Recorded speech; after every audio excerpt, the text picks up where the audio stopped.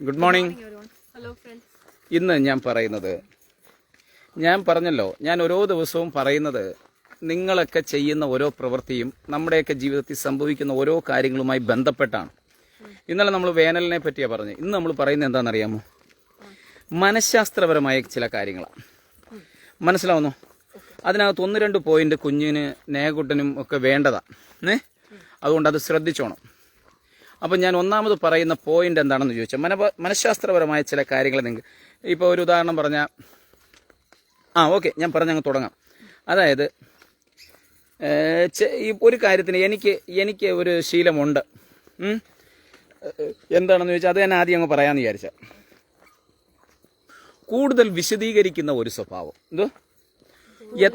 അത് വിശദീകരിച്ചങ്ങ് പറയണം. ഞാനത് മാറ്റിക്കൊണ്ടിരിക്കുക എന്ന് പറഞ്ഞാൽ ഒരുവിധമൊക്കെ മാറിയിട്ടുണ്ട്.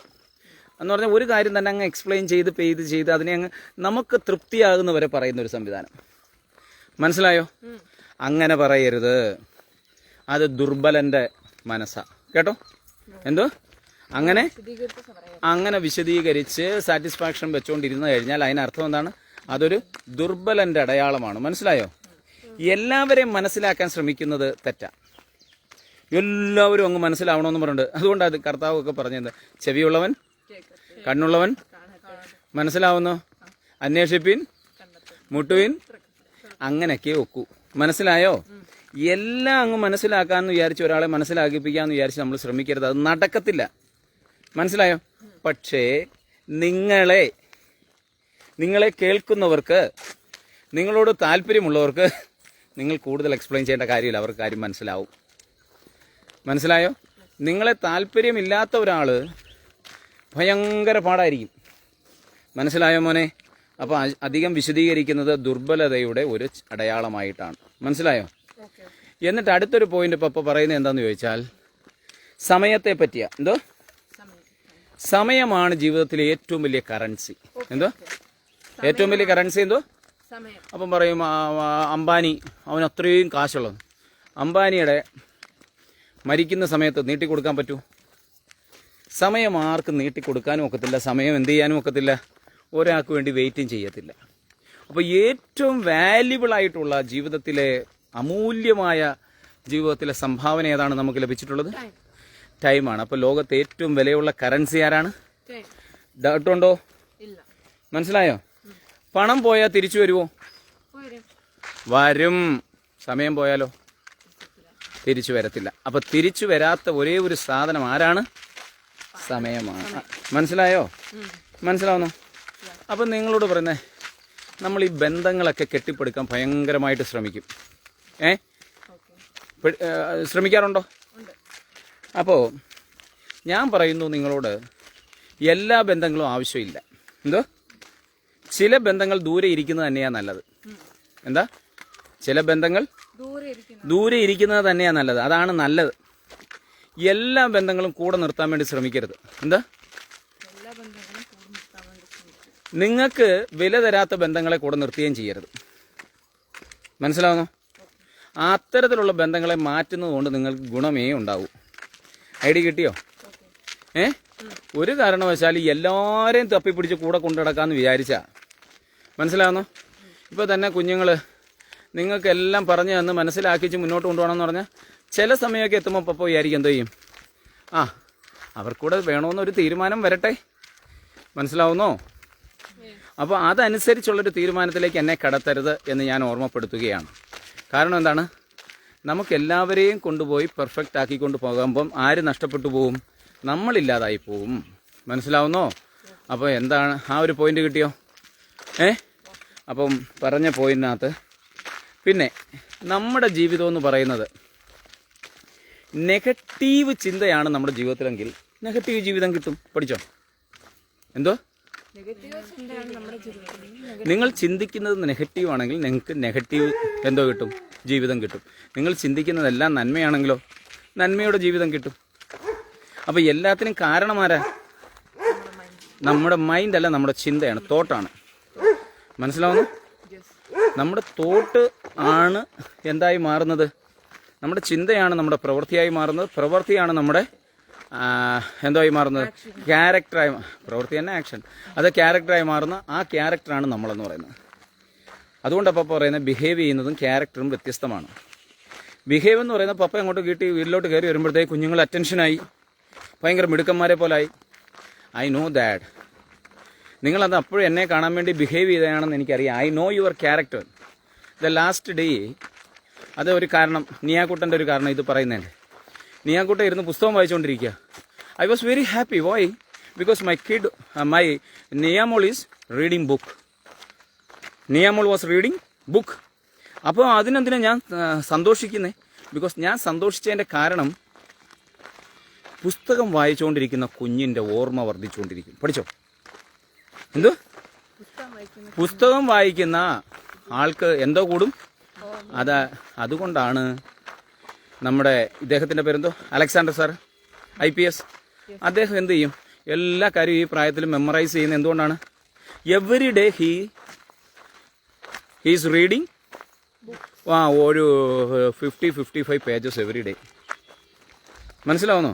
That's helped him to recollect the past about the Itihasa, Quran, Bible and everything he is interpreting very very well. മനസ്സിലാവുന്നോ? അത് എന്തുകൊണ്ടാണ്? Because of this reading. അപ്പം നിങ്ങൾ എന്ത് ചെയ്യണം? വായിക്കണം. അപ്പോൾ എൻ്റെ നിയാക്കുട്ടൻ മനസ്സിലാകുന്നു എന്നത് കുറയ്ക്കാൻ പറ്റുമോ? അവർക്ക് മനസ്സിലാകുന്നുണ്ട്. നമ്മൾ എന്തുകൊണ്ടാണ് എൻ്റെ പ്രകാശം അങ്ങനെ പറയുന്നതെന്നറിയാമോ? അവരുടെ ചിന്ത, ഞാൻ ഈ ക്യാമറയിലൂടെ ഇങ്ങനെ കാണുക, അവരുടെ കണ്ണെങ്ങോട്ട് പോകുന്നു, അവരെങ്ങോട്ടാണ് നോക്കുന്നത്, അപ്പോൾ അവരുടെ അറ്റൻഷൻ തിരിച്ചു വിളിക്കുന്നു എന്നുള്ളതേ ഉള്ളൂ. ഓക്കെ, അല്ലാതെ എനിക്കതിനകത്ത് കോൺഷ്യസ് ആണ്. ഞാൻ വേണമെങ്കിൽ ഞാൻ മനസ്സിലാവുന്നു എന്നുള്ള കളയാം. പക്ഷേ ഇവരെ എനിക്ക് തിരിച്ചു വിളിക്കുന്നത് എന്തിനാണ്? അത് കേട്ടുകൊണ്ടിരിക്കുന്നവരും ഇങ്ങോട്ട് വരട്ടെ, അറ്റൻഷൻ ഇങ്ങോട്ട് വരട്ടെ എന്ന് വിചാരിച്ചോണ്ട്. ഇപ്പോൾ സുജാത, അതാണ്ട് ഒരാൾ കണ്ടോ, പ്രകാശം കണ്ടോ, താഴെ ഒരു സുജാത വന്നേക്കുന്നത്. സുജാതയെ സംബന്ധിച്ചിടത്തോളം അടുപ്പിൽ കറി വെച്ചോണ്ടാ ഇത് ചെയ്യുന്നത്, ഇത് കേട്ടുകൊണ്ടിരിക്കുന്നത്. അപ്പം ഞാൻ സുജാതയോട് പറയാം, അവിടെ കറി ഇരിപ്പുണ്ടേ ഓർക്കണേ എന്നുള്ളതുകൂടാണ് ഞാൻ കൊടുക്കുന്ന ഒരു മനസ്സിലായോ എന്നുള്ളതിൻ്റെ അർത്ഥം. അപ്പം ഒറ്റയ്ക്ക്, അപ്പം നെഗറ്റീവ് ചിന്ത ഈസിക്കൽ ടു എന്താണ്? നെഗറ്റീവ് ജീവിതം. നിങ്ങൾ എന്താണോ ചിന്തിക്കുന്നത് അതാണ് നിങ്ങളുടെ ജീവിതം. പറഞ്ഞത് മനസ്സിലായോ? ഇനി അടുത്ത് വളർച്ചയ്ക്കുള്ളൊരു രഹസ്യം വേണേൽ പറഞ്ഞുതരാം. ഒറ്റയ്ക്കുള്ള സമയം വളർച്ചയുടെ രഹസ്യമാണ്. മനസ്സിലായോ? വളർച്ചയുടെ രഹസ്യമാണ് ഒറ്റയ്ക്കിരിക്കുന്നത്. അന്നേരം ചോദിക്കും, അതെങ്ങനെയാടാ? ഒറ്റയ്ക്കിരിക്കുമ്പോൾ നിങ്ങൾക്ക് സൈലൻസ് കിട്ടും. അപ്പോൾ ആ സൈലന്റ് സമയത്ത് നിങ്ങൾക്ക് എന്ത് ചെയ്യാൻ പറ്റും? നിങ്ങളെപ്പറ്റി ചിന്തിക്കാൻ പറ്റും. ബഹളത്തിൽ നിങ്ങൾക്ക് ചിന്തിക്കാൻ പറ്റൂ?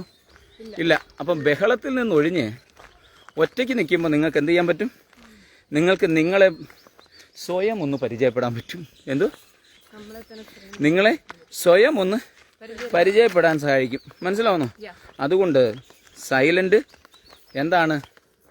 വളരെ നല്ലതാണ്. എപ്പോഴും നമ്മൾ ആൾക്കൂട്ടത്തിനിടയിൽ നിൽക്കുമല്ലേ? അപ്പോൾ നമുക്ക് എന്ത് ചെയ്യാം? ഒറ്റപ്പെട്ട സമയങ്ങൾ ലഭിക്കുന്നത് നമ്മളെ വിലയിരുത്തുന്നതിന്, നമ്മളെപ്പറ്റി ഓർക്കുന്നതിന് നല്ലതാണ്.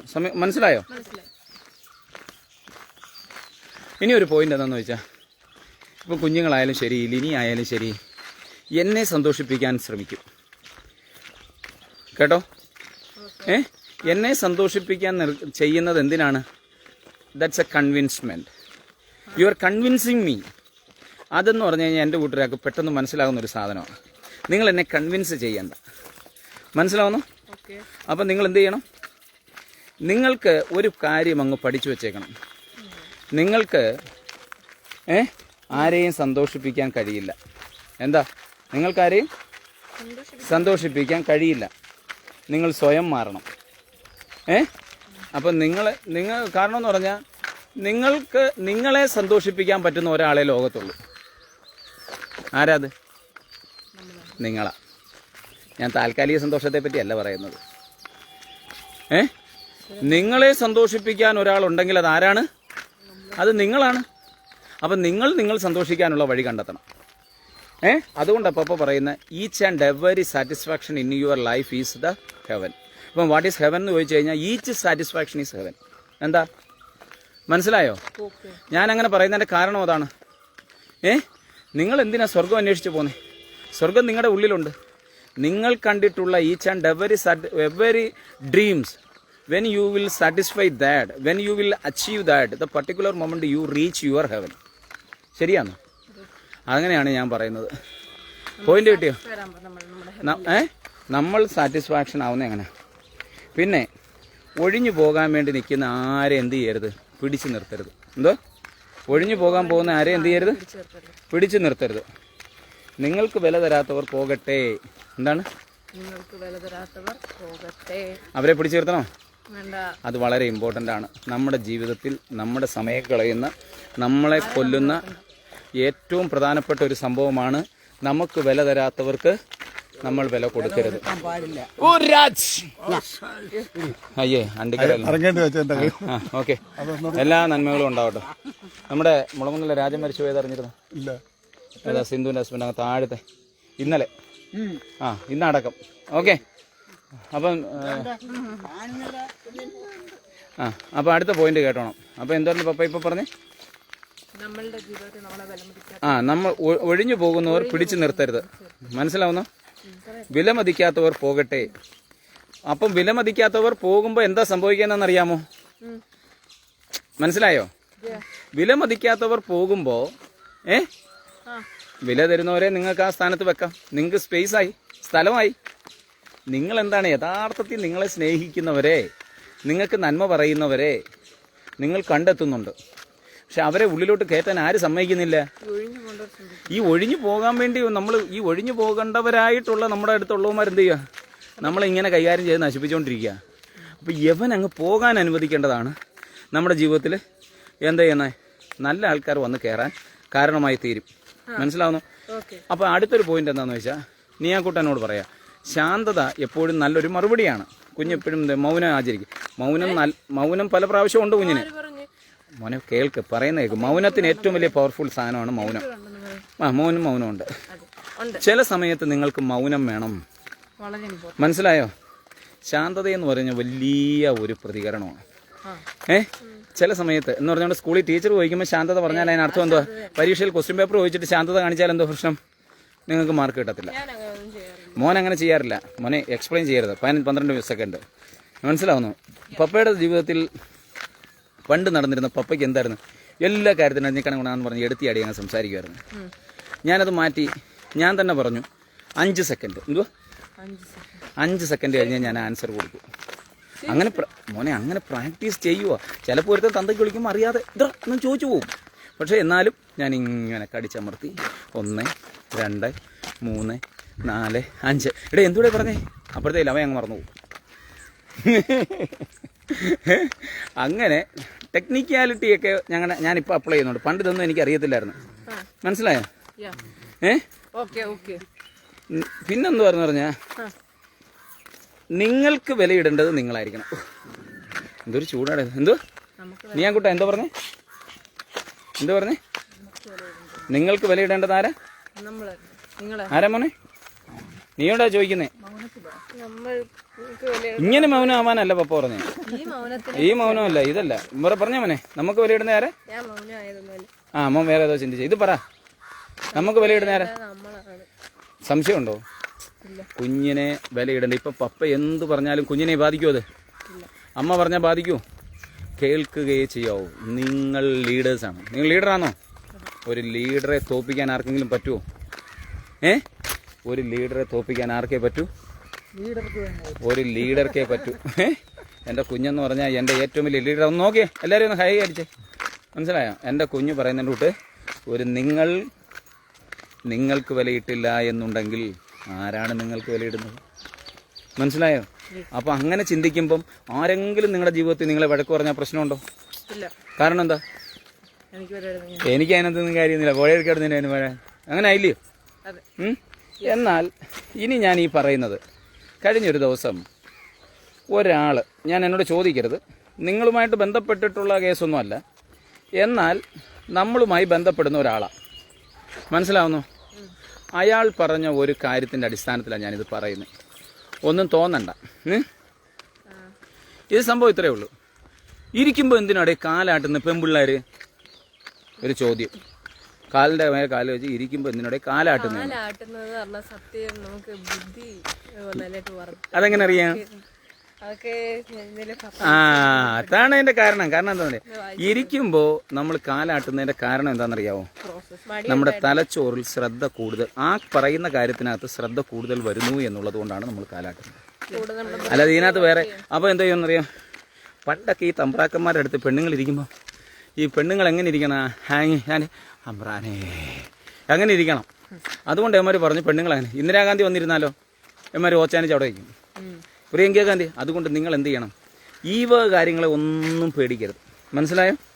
ഇനി സ്വയം സംസാരിക്കുന്നത് നല്ലതോ പന്നലോ? 100%. നിങ്ങളുടെ കൺഫ്യൂഷൻ പോകാൻ ഏറ്റവും നല്ലത് എന്താണ്? നിങ്ങൾ എന്തിനാണ് വല്ലവരുടെ അടുത്ത് കിടന്ന് സംസാരിക്കാൻ നിൽക്കുന്നത്? കണ്ണാടിയുടെ മുന്നിലോട്ട് അങ്ങോട്ട് വെച്ചിട്ട് വെച്ചങ്ങ് ഭരിപ്പിക്കണം. മനസ്സിലായോ? അങ്ങനെ കാര്യങ്ങളെ സ്വയം സംസാരിച്ച് കാര്യങ്ങളെ അങ്ങ് വിശദമായി അങ്ങ് പഠിക്കണം. സംശയമുണ്ടോ? ഈ ചില ഗ്രൂപ്പിലൊക്കെ ആൾക്കാർ കയറിയിട്ട് നിശബ്ദരായിട്ടിരിക്കും. അവന്മാരൊന്നും പറയത്തില്ല. ആ ഗ്രൂപ്പിലുണ്ട്, അവന്മാരൊന്നും മിണ്ടത്തില്ല എന്ന് പറഞ്ഞാൽ അർത്ഥം എന്തുവാ? അവന്മാരൊന്നും കേൾക്കുന്നില്ല, കാണുന്നില്ലെന്നാണോ? They are observing. സൂക്ഷ്മമായി നിരീക്ഷിക്കുക. അപ്പോൾ ഒരാൾക്ക് പെട്ടെന്ന് അങ്ങ് ബോറടിക്കുക. എന്തുകൊണ്ടാ ഒരാൾക്ക് പെട്ടെന്ന് ബോറടിക്കുന്നു? എന്താ കാര്യം? അയാളുടെ മനസ്സിന് ഇഷ്ടപ്പെട്ട കാര്യമല്ല അവിടെ പറയുന്നത്. മനസ്സിലായോ? മോൻ ഇഷ്ടപ്പെട്ട ഒരു കാര്യം പറയുവാണെങ്കിൽ അല്ലേ മോന് ബോറടിക്കാതിരിക്കൂ. അപ്പോൾ അതിനർത്ഥം എന്താണ്? ബോറടിക്കുന്നു എങ്കിൽ അവൻ പറയുന്ന ടോപ്പിക്കിനോട് നമുക്ക് താല്പര്യമില്ല. ഇതാണ് ഞാൻ ഇന്ന് പറയുന്ന മനഃശാസ്ത്രപരമായ ചില അൽബ്രൂസ്. ഇനി എന്തെങ്കിലും നിങ്ങൾക്ക് സംശയമുണ്ടെങ്കിൽ ഇവിടുന്ന് വല്യപ്പൻ്റെ കട വരെ ചോദിക്കാം.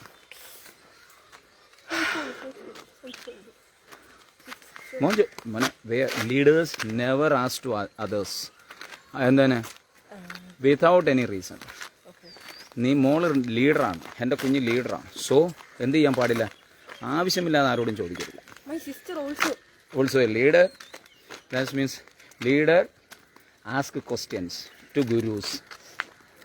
ഗുരുക്കന്മാരോട് ആര് ചോദിക്കും? ലീഡർ ചോദ്യം ചോദിക്കും. സോ നിങ്ങൾക്ക് ചോദ്യങ്ങൾ ചോദിക്കാം. കാരണം എന്ന് പറഞ്ഞാൽ ഞാൻ പറഞ്ഞു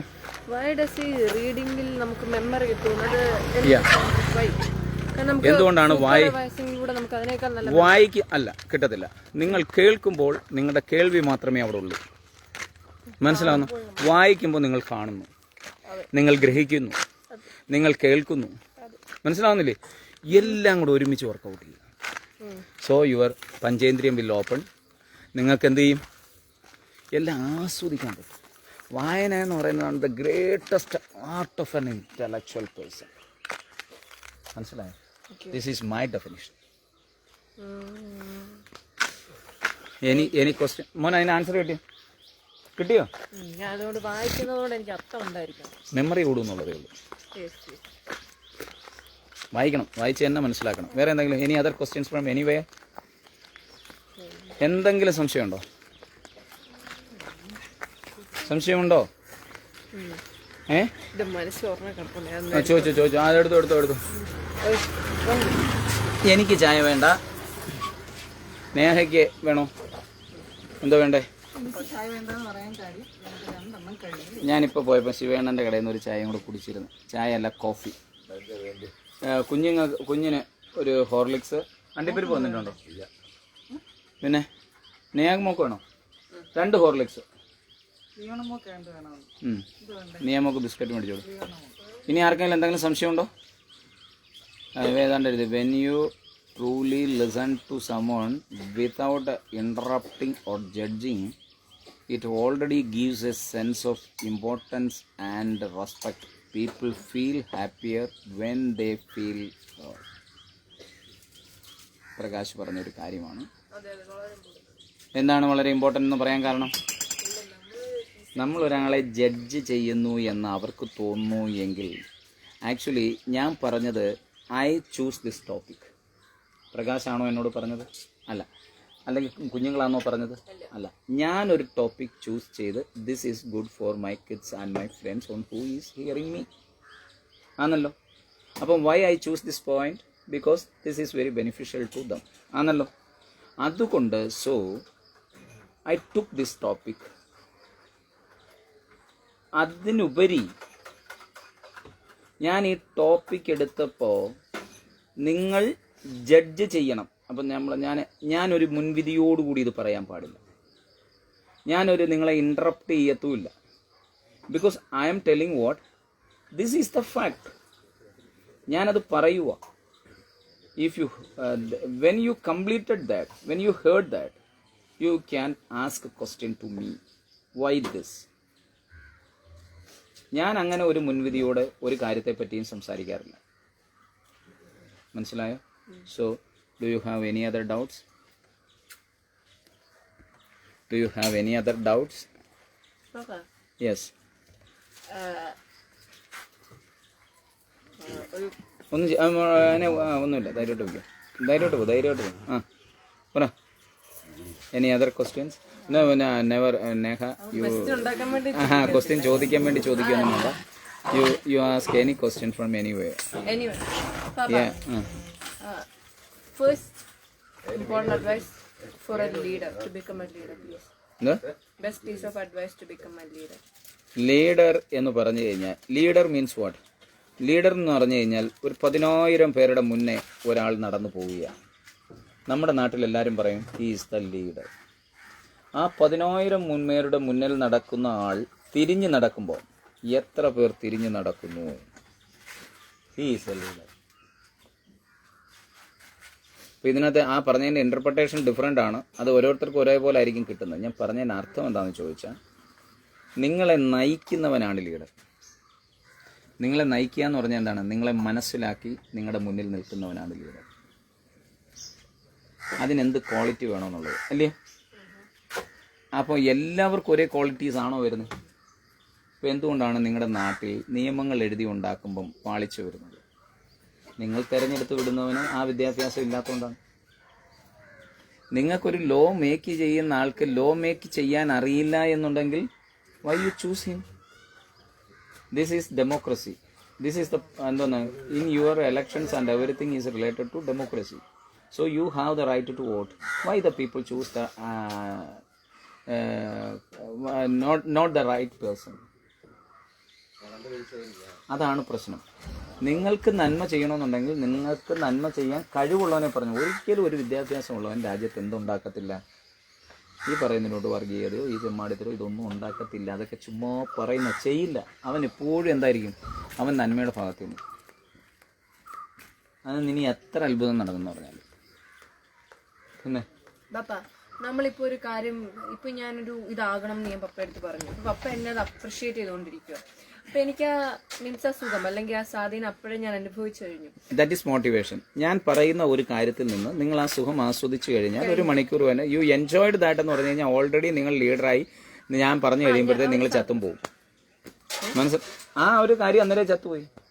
നിങ്ങൾക്ക് മോട്ടിവേഷനോടൊക്കെ ഉപരി ഇൻസ്പിറേഷൻ ഉണ്ടായിക്കൊണ്ടിരിക്കും. അതാണ് വിഷ്വലൈസേഷൻ. ദാറ്റ് ഈസ് നോട്ട്, അതല്ല വിഷ്വലൈസേഷൻ. വിഷ്വലൈസേഷൻ എന്ന് പറഞ്ഞാൽ അതെന്ന് പറഞ്ഞു കഴിഞ്ഞാൽ, വിഷ്വലൈസ് ചെയ്യേണ്ടത് എന്താണ്? നിങ്ങൾ പോകുന്ന പാത്ത് എങ്ങനെയാണെന്നുള്ളത്. നിങ്ങൾക്കൊരു ഡ്രീം ഉണ്ടാവണം, മനസ്സിലാവുന്നു? അല്ലെ ഒരു ലക്ഷ്യം ഉണ്ടാവണം.